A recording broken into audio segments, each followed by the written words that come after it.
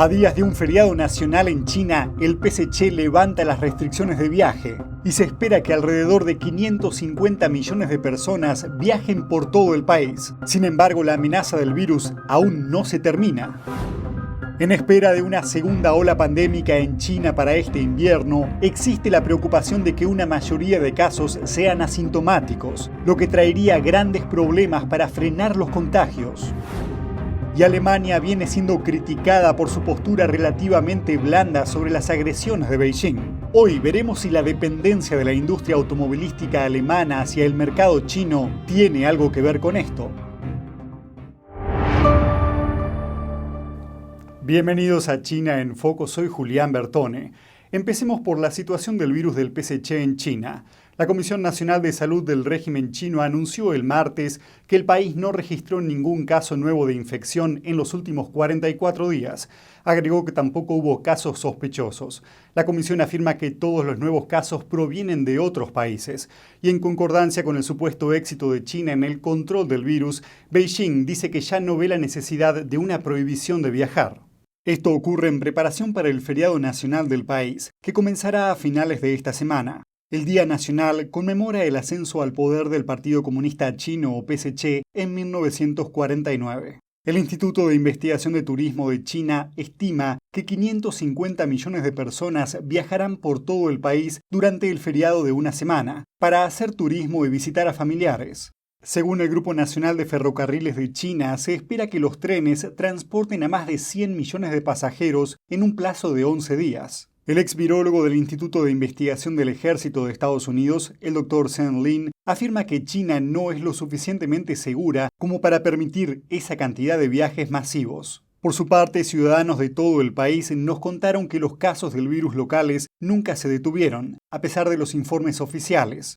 Hace 10 días, la ciudad de Ruili, en el suroeste de China, fue puesta en estado de guerra, lo que equivale a un estado de emergencia. Ocurrió debido a la grave situación del virus en la región, pese a que las autoridades afirman que todos los nuevos casos proceden de otros países. Muchas universidades también siguen bajo encierro. Los estudiantes de algunas de ellas llevan encerrados más de un mes. Recientemente incluso se reportaron casos confirmados en la región de Mongolia Interior, la región de Xinjiang, la provincia de Yunnan al sureste del país y en al menos 2 provincias del noreste, Heilongjiang y Liaoning. También han aparecido casos en Hong Kong. Debido a la falta de transparencia de China, es probable que los casos notificados constituyan solo una pequeña parte de las cifras reales de infecciones del país. El Dr. Sean Lin dice que el virus se sigue propagando en China y que las afirmaciones de 0 casos hechas por el régimen son solo propaganda.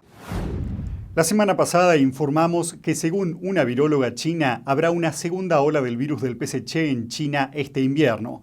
También dijo que un gran porcentaje de los casos serán asintomáticos, añadiendo que esto llevaría a resultados horribles. Algunos afirman que en los casos asintomáticos la gente no está enferma, así que no debería haber un gran problema. Si bien es cierto que estas personas no muestran muchos síntomas, el problema es que podrían propagar el virus con mayor facilidad porque no se quedan en casa en autocuarentena como suelen hacer las personas que muestran síntomas. Otras personas que entran en contacto con ellas no se darán cuenta de que estuvieron cerca de alguien infectado con el virus. Si las predicciones se cumplen y hay una afluencia de casos asintomáticos dentro de la segunda ola en China, significaría que esta vez podrían haber más problemas en el control de la propagación. Ahora miremos un caso de la Corte canadiense, pero con un giro inusual. Una audiencia cobró un significado inesperado para los ciudadanos chinos y su confianza en productos hechos en China, especialmente en las mascarillas faciales. Meng Wanzhou, directora financiera del gigante chino de las telecomunicaciones, Huawei, compareció en la Corte canadiense el lunes. En la audiencia se continuó el debate sobre su posible extradición a Estados Unidos. Pero ocurrió algo que generó una reacción inesperada y se relaciona con la mascarilla utilizada por Meng. Fotos tomadas por la prensa permiten leer claramente las palabras «hecho en Taiwán» impresas en la mascarilla.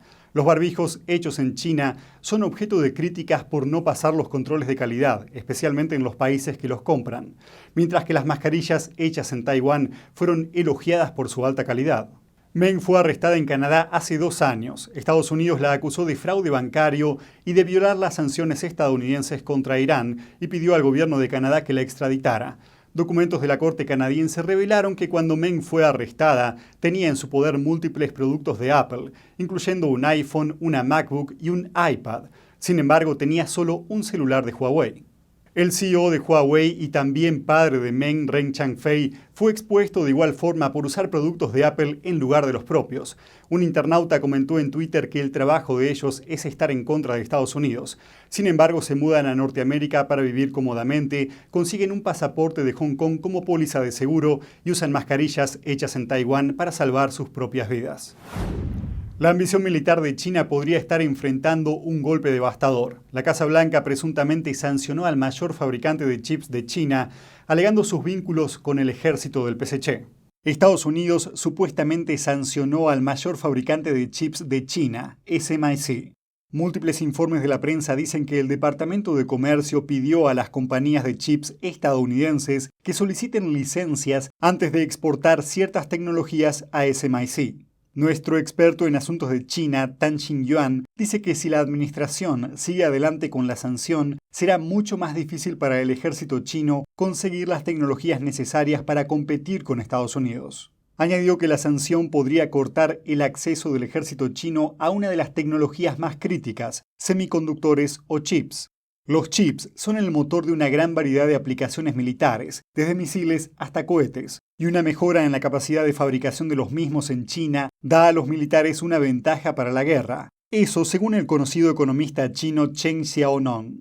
Esto se debe a que Beijing viene tratando de construir el ejército más avanzado del mundo, consiguiendo tecnologías extranjeras de vanguardia a través de empresas privadas. El régimen llama a la estrategia fusión civil-militar. Y bajo la dictadura del Partido Comunista, las empresas privadas no tienen el poder de negarse a sus peticiones.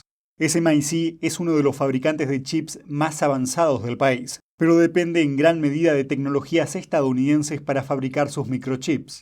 SMIC, por su parte, niega cualquier vínculo con el ejército chino. En un comunicado dijo que los productos de la compañía son únicamente para usuarios y usos finales civiles y comerciales. Pero la evidencia sugiere lo contrario. En 2017, el Departamento de Desarrollo de Equipos del Ejército chino organizó una conferencia tecnológica en Beijing. El evento presentó las tecnologías militares más avanzadas de China, y una de ellas fue un chip llamado KD5660. El chip es fabricado por SMIC y acciona un tipo de maquinaria que también está en la lista de compras del ejército chino. Pero los vínculos no se detienen ahí. Uno de los mayores accionistas de SMIC es Datang Telecom, que a su vez provee equipo de telecomunicaciones a los militares chinos. Ahora pasemos a la industria automovilística. En este informe especial examinaremos la relación entre la industria automotriz de China y Alemania. China es el mercado automovilístico más grande del mundo y la industria automovilística en Alemania es un eje de la economía del país, creando y manteniendo millones de empleos. Pero los lazos entre los dos países están bajo el escrutinio de la prensa alemana. Ocurre mientras Beijing aumenta el uso de medidas económicas para silenciar a críticos de otros países sobre sus violaciones a los derechos humanos. El año pasado, el embajador de China en Alemania amenazó con dañar a la industria automotriz alemana si el país excluía a Huawei de su mercado. Ahora, miremos las razones históricas por las que Beijing pensó que la amenaza funcionaría. El 4 de junio de 1989, Beijing conmocionó al mundo enviando tanques a la plaza Tiananmen. Allí los militares chinos masacraron a miles de estudiantes desarmados que participaban en una huelga de hambre. Se habían reunido para pedir una mayor democracia y una sociedad más abierta. Las democracias occidentales anunciaron sanciones económicas contra China poco después del ataque, por temor a que sus inversiones se destinaran a la supresión. Pero esas medidas parecieron ser ignoradas por los fabricantes de automóviles alemanes. En julio de 1989, un mes después del derramamiento de sangre, Volkswagen anunció una ampliación de la producción de su empresa conjunta con una empresa estatal en Shanghái. Y más de un año después, en 1990, Volkswagen estableció otra empresa conjunta con una empresa estatal china en el noreste del país. La efímera resolución de castigar a Beijing también se extendió al mundo político.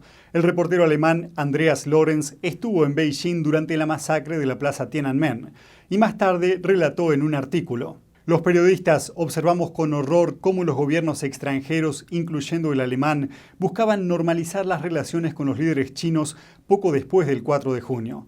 El ex canciller alemán Helmut Schmidt voló a China en 1990, seguido de una gran delegación de políticos en 1993. La experta en leyes de derechos humanos Sharon Hom dijo en una entrevista con un periódico alemán que el Estado Partido de China aprendió la lección de 1989.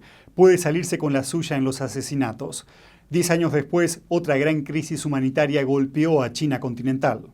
En julio de 1999, el Partido Comunista Chino, o PSC, lanzó una campaña de persecución contra el grupo espiritual Falun Gong, temeroso del rápido crecimiento en popularidad de esta disciplina espiritual entre los chinos. Desde entonces, miles de personas han muerto por la persecución y cientos de miles fueron y continúan siendo objeto de acoso, encarcelamiento y torturas. También en 1999, la empresa conjunta de Volkswagen en Changchun celebró una gran ceremonia para festejar la puesta en marcha de su línea de producción A6. El evento reunió a los líderes del PSC y a cientos de periodistas. Varios ejecutivos también se convirtieron en ciudadanos honorarios de la ciudad de Changchun, una de las regiones que más sufrió la campaña de persecución religiosa en Beijing. En una carta abierta de 2006, el entonces director general de Volkswagen, un ex ingeniero de la empresa conjunta en Changchun, alegó que entre 2000 y 2003 al menos 10 practicantes de Falun Gong fueron despedidos por la empresa por practicar la disciplina de meditación. Sobre esto se solicitó una investigación, pero esta nunca se llevó a cabo. Y en 2008, mientras el mundo criticaba la supresión del Tíbet por parte del PSC, Volkswagen patrocinó los Juegos Olímpicos de Beijing. Más tarde, en 2012, Volkswagen estableció una fábrica en la remota región china de Xinjiang. Un artículo de un reconocido periódico alemán del año pasado llamó a la planta económicamente no rentable y la más inútil y por mucho la producción más política que mantiene la compañía. Según el periódico, cuando un miembro del Partido Verde alemán visitó Xinjiang y habló con varios empleados uigures sobre temas de derechos humanos, las autoridades chinas lo detuvieron temporalmente en Xinjiang. Luego ocurrió una discusión entre un periodista de la BBC y el director ejecutivo de Volkswagen. El periodista cuestionó la inversión de la compañía en Xinjiang, pero el director dijo que no estaba al tanto del asunto. Sin embargo, más tarde dijo saber sobre el tema.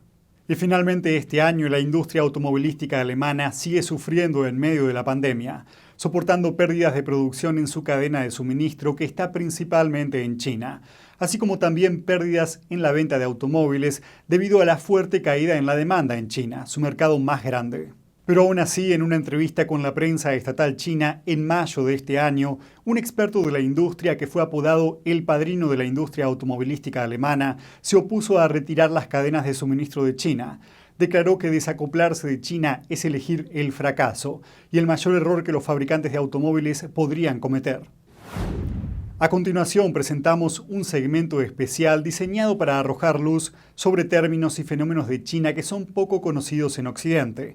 El tema de hoy es el Tíbet y cómo bajo el disfraz de reforma democrática el Partido Comunista Chino impone su voluntad en la región.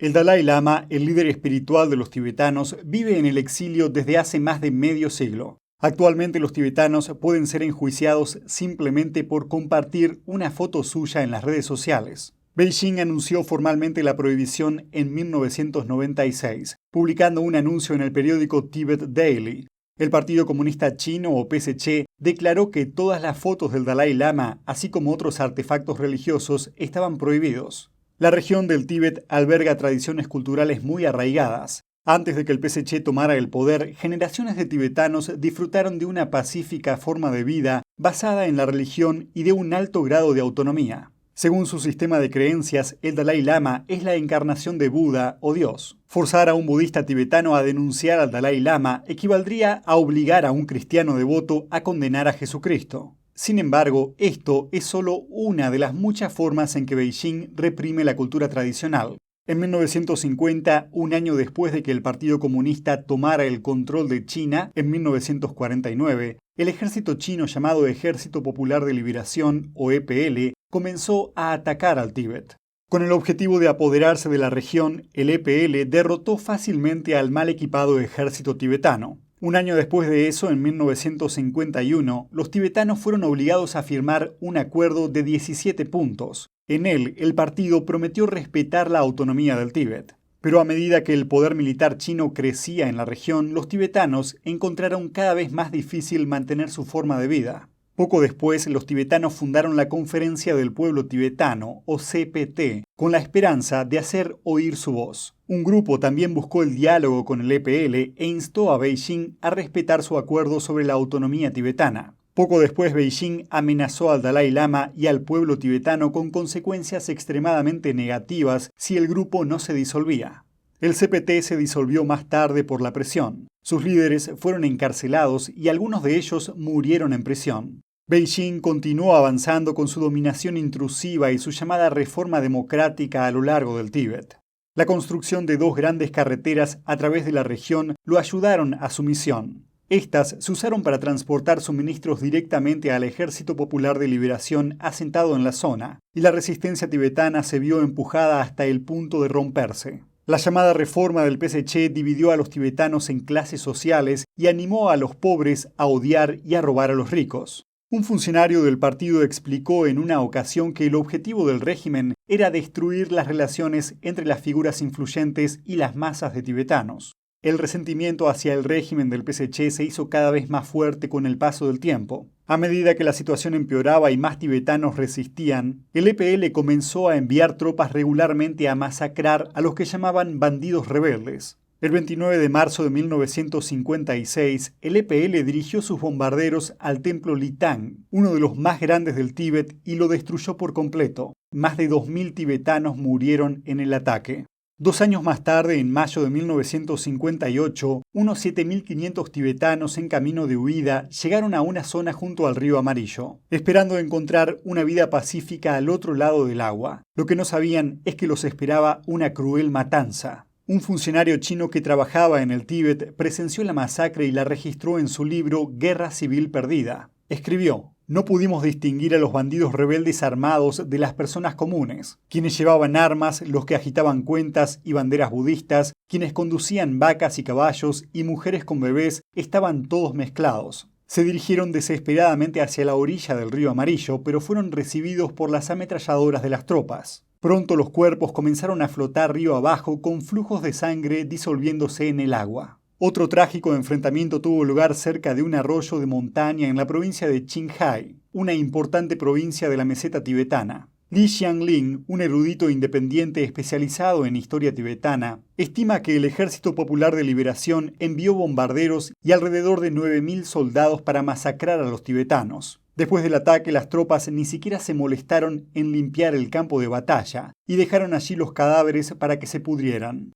La guerra y la hambruna que siguieron mataron prácticamente a la mitad de la población tibetana. Desde finales de 1950, el PSC viene arrestando en algunas zonas a hombres tibetanos de entre 18 y 60 años de edad, a fin de evitar disturbios o una rebelión organizada. Según una referencia interna de 1962 de la prensa estatal china, en algunas regiones donde residen los tibetanos, la proporción de hombres y mujeres jóvenes es superior a 1 contra 7 y en algunos lugares de más de 1 contra 10. La falta de hombres y niños dificultaba a los tibetanos la supervivencia frente a desastres naturales y el crecimiento de su población. El año pasado, el 26 de noviembre, un tibetano de 24 años murió después de autoinmolarse en forma de protesta.